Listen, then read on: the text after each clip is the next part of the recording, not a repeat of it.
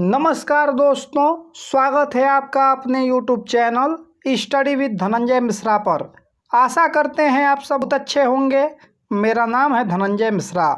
दोस्तों, आज हम चर्चा करेंगे 7 सितंबर से संबंधित महत्वपूर्ण करेंट अफेयर्स के बारे में। तो आइए इस सीरीज को स्टार्ट करते हैं। इस सीरीज का पहला क्वेश्चन है कि हाल ही में किस राज्य सरकार ने बल्क ड्रग पार्क स्थापित करने का निर्णय लिया है? तो इसका सही उत्तर है ऑप्शन नंबर सी, उड़ीसा। अभी हाल ही में उड़ीसा सरकार ने बल्क ड्रग पार्क स्थापित करने का निर्णय लिया है। इस पार्क के माध्यम से गैर खनिज क्षेत्र में औद्योगिकीकरण के माध्यम से रोजगार के अवसर पैदा करने के लिए यह निर्णय लिया गया है उड़ीसा सरकार के द्वारा। उड़ीसा की राजधानी भुवनेश्वर है। उड़ीसा के मुख्यमंत्री नवीन पटनायक हैं। उड़ीसा के राज्यपाल गणेशी लाल हैं। उड़ीसा में लोकसभा सीटों की संख्या 20 है, राज्यसभा सीटों की संख्या 10 है, विधानसभा सीटों की संख्या 147 है और उड़ीसा में कुल 30 जिले हैं। चिल्का झील, सिमलीपाल नेशनल पार्क और भितरकनिका नेशनल पार्क ये भी आपका उड़ीसा में ही स्थित है। आइए अब अगला प्रश्न देखते हैं। दूसरा प्रश्न है कि हाल ही में किस राज्य सरकार ने 10 लाख हेक्टेयर बंजर भूमि को वाटर शेड विकास करने के लिए 600 करोड़ की परियोजना शुरू किया है? तो इसका सही उत्तर है ऑप्शन नंबर ए, कर्नाटक। अभी हाल ही में कर्नाटक सरकार ने 10 लाख हेक्टेयर बंजर भूमि को वाटर शेड विकास करने के लिए 600 करोड़ की परियोजना शुरू किया है। यह परियोजना 10 जिलों में लागू किया जाएगा। कर्नाटक की राजधानी बेंगलुरु है। कर्नाटक के मुख्यमंत्री BS येदुरप्पा हैं। कर्नाटक के राज्यपाल वजुभाई वाला हैं।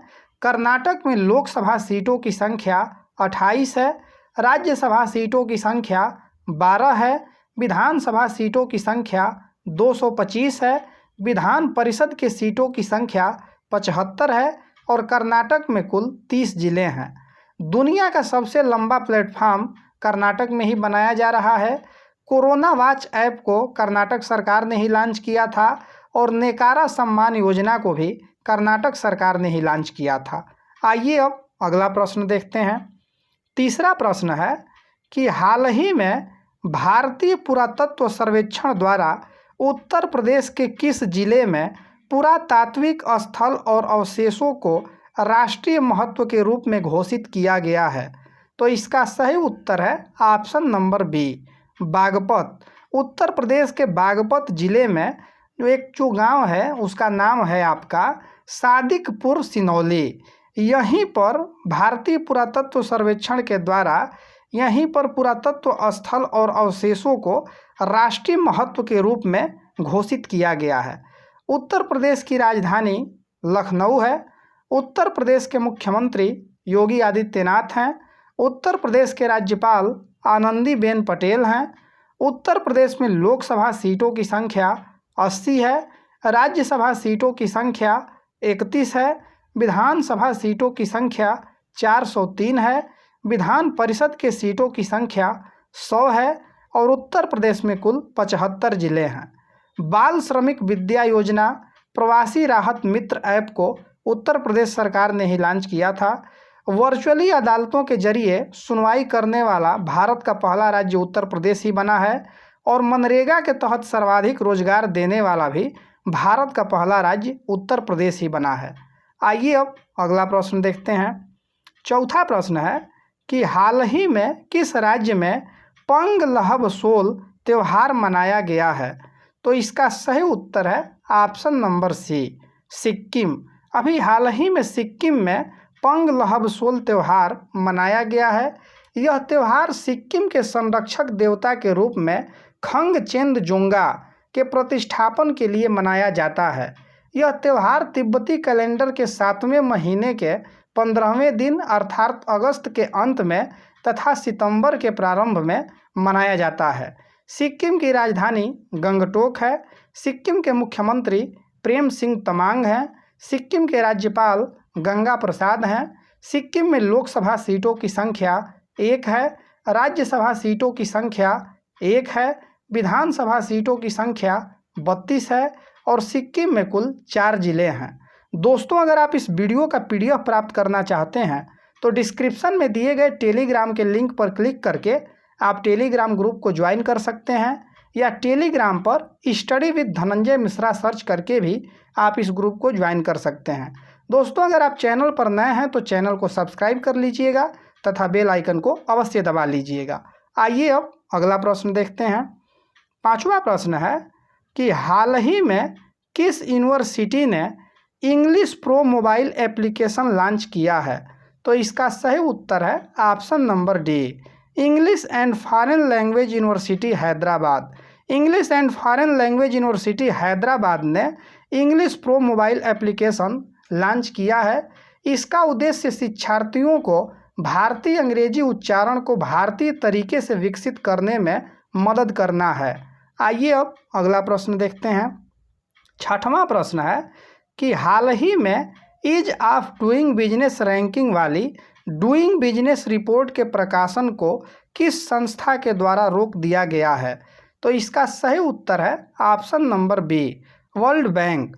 वर्ल्ड बैंक के द्वारा ease of doing business ranking वाली डूइंग बिजनेस रिपोर्ट के प्रकाशन को रोक दिया गया है। वर्ल्ड बैंक का स्थापना 1945 में हुआ था। वर्ल्ड बैंक का हेडक्वार्टर वाशिंगटन DC में स्थित है और वर्तमान में वर्ल्ड बैंक के अध्यक्ष डेविड मालपास हैं। आइए अब अगला प्रश्न देखते हैं। 7वां प्रश्न है कि हाल ही में राजकुमार श्रीवास्तव को किस देश का नया राजदूत नियुक्त किया गया है? तो इसका सही उत्तर है ऑप्शन नंबर ए, क्रोएशिया।